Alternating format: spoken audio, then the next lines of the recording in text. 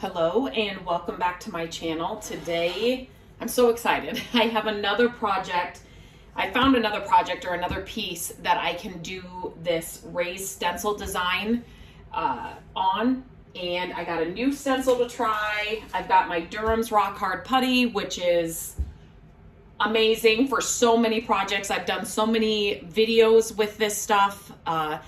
Every project's a little different. But we've used this in our flip homes. I've used it on furniture. I've used it to repair furniture, and you can check my previous videos for that. I've made homemade sidewalk chalk with this, so you can check the video for that. But this time I have a dresser. It's out in the garage, and I'm just going to, for this video, just show you how I'm going to do this on one of the drawers. There are 4 drawers of this dresser, 2 smaller ones and then 2 larger ones. And I've already scuff sanded and cleaned it up and wiped it all the sanding dust away. And then I thought I will leave a link to everything I'm using in the description of this video. But I grabbed this stencil and this dresser's pretty plain. There's nothing exciting about it, but I thought I could make it a little bit more fun with this stencil before I paint it. So we're going to make a raised stencil with this. So the first thing we're going to do is I'm going to open the Durham's water putty. It is a 3-to-1 mixture, 3 parts putty to 1 part water. I have water in this bowl right here. Here's my empty bowl. And I just use this tablespoon and I just leave it. I just leave it on top of my can of the Durham's water putty, and then I just use it for this. Pick one up at a thrift store. But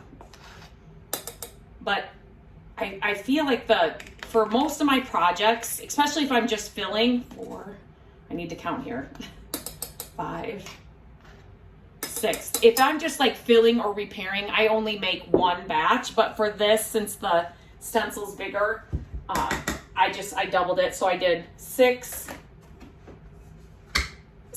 of the Durham's it'll be 2 then, 2 water. And then I always just use a popsicle stick, and you're gonna get a mixture that is like peanut butter. So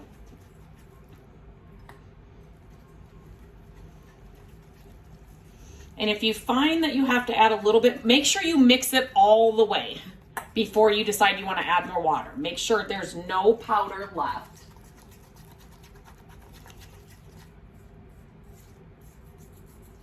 Before you decide that you want to add more water, because it really does. Sometimes when I mix again, I think, oh, it's not gonna mix. It's not gonna be that consistency. But 9 times out of 10, it does. And if you had to add any more water, it's just a dab. Just start with a dab. You can always add more, but you can't take out. And this is, let me open this window because the sun kind of went down, so it's a little darker in here. Okay, so this is the consistency that you're looking for. So what I'm going to do now is I'm going to open this stencil. And they have all kinds of stencils that you can choose from. Like I said, I'll leave a link to it in the description.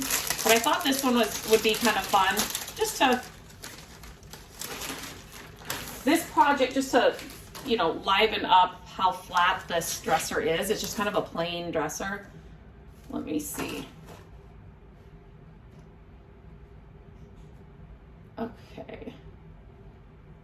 Okay.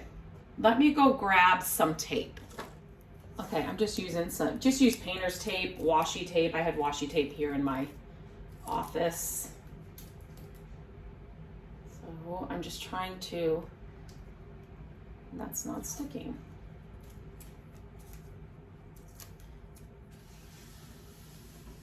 I'm just trying to line it up where I want it on this drawer front so that it doesn't come down below. And I should have done this first so your putty isn't sitting, but this putty it's not like other fillers. It does give you a little bit of wiggle room, but obviously make sure that that's taped up before you mix your putty. Then I also like to use these plastic paint scrapers, and I just get some on right here. And then I'm just gonna kind of, you can kind of see what I'm doing here. I'm gonna kind of hold this down, and I'm just going to push it over the stencil. And I don't want this to be really like it's just to add a little bit of interest to these drawer fronts.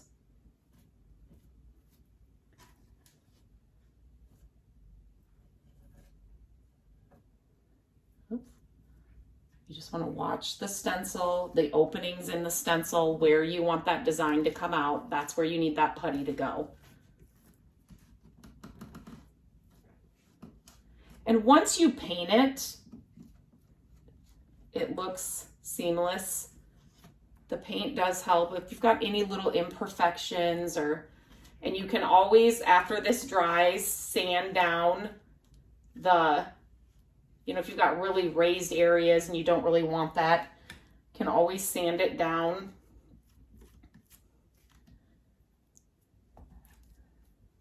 I really like this project and process. It's fairly easy, especially if you've got like, a drawer front that is a good size for the stencil you choose. I actually got a fox stencil, and I thought it'd be cute to do just like on one dresser drawer for a nursery. I just got to find the right piece for that. And so for this stencil, I'm just kind of going over each circle pattern with the putty. And now I'm just going to kind of smooth it out a little bit. Again, I want it raised, but yet I don't want it, I see some areas that I kind of missed.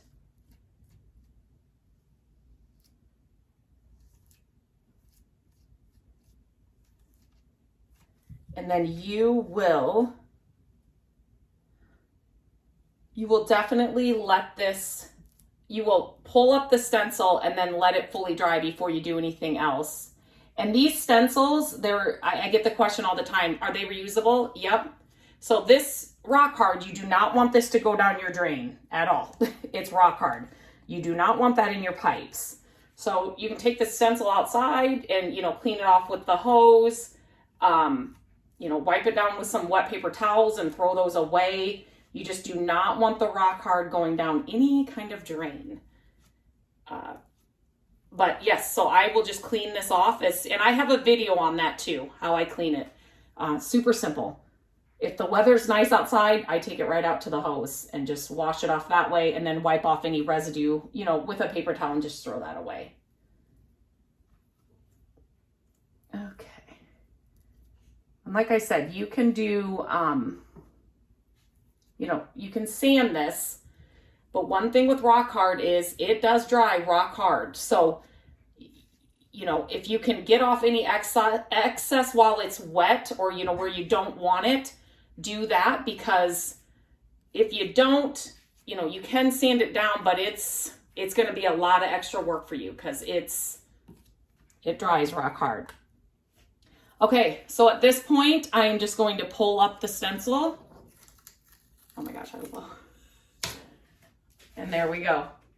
Now I will wait for this to fully dry. And then down here, once it's dry, I'm not going to do it now, but you can see down here where it kind of came down at the bottom of the drawer. I'm leaving that because I don't want to, if it's wet, I can go up into the other area. When it's dry, if I just take, even a popsicle stick and just kind of go along here, they'll just pop off. So don't worry about that. But the first drawer is done. Okay, I think I should address number one. I forgot to share this. The bottom of this drawer is out. They are easy to take out.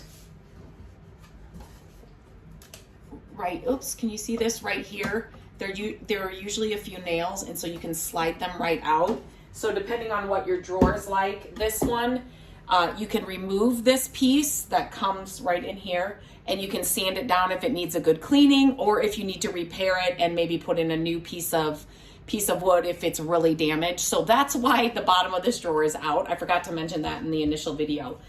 So I went ahead and I covered the drawers with the stencil. Some of these are still wet, so I'm not gonna mess with them, but I just wanted to share that tip about removing that from the drawer if you need to.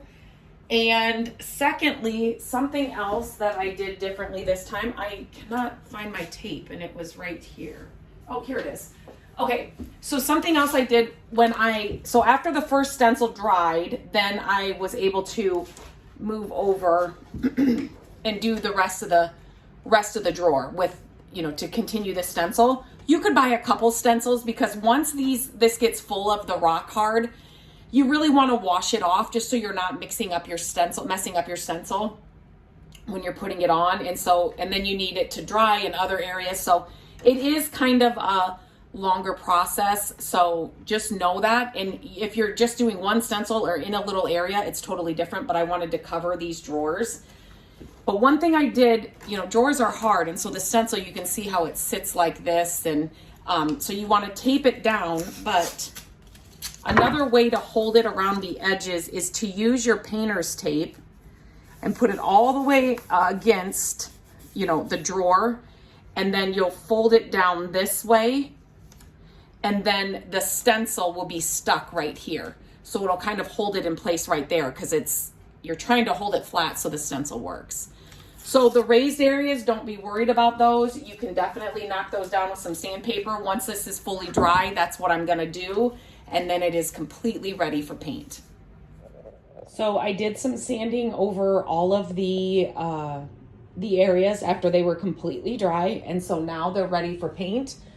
And so this is the first coat of paint that I'm putting on this one. And I am using an all-in-one paint. So it's got the primer, the paint, and the top coat all in one. I highly, highly, highly recommend this paint. I'll leave a link in the description of this video for the paint. Comes in many, many, many colors. I just thought black would really showcase this like modern design or stencil that I chose. One thing with this, when you are doing this raised stencil, is you want to go in thin coats of paint. It might take a couple extra coats, or if you're doing a primer coat and a top coat and a paint coat, if you're not using an all-in-one, make sure you do them all in a light layer, because you will have paint that will, puddle, or they kind of get caught in the ridges. So you just want to make sure you don't have big globs of paint or top coat, or like I said, or your primer, whatever you're using, in the folds of whatever stencil you're using. So just do that. So I'm just going to get a couple coats on this and it should be ready to go. Here it is all done. I am getting a cold, so my voice sounds funny.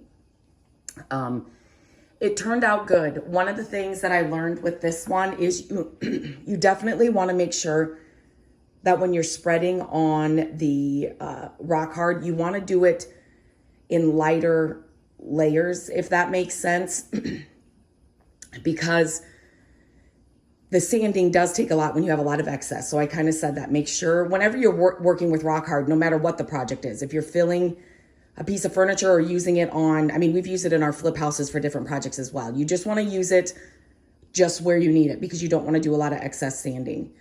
And then I don't know, this was a very, busy pattern, which is good. There are some little raised areas that are more than others. You cannot tell once it's painted, but, so I don't know if I'd go with a simpler pattern is what I was trying to say. I never usually use silver, but I really liked this. Kind of was a modern makeover for this kind of plain dresser. So I left the silver. This is all the original hardware, so I'm sticking with it. So now all I have to do is stage it and it's ready to go. If you have any questions about this process, the product, the paint, the rock hard, please leave it in the comments and I will be sure to answer them.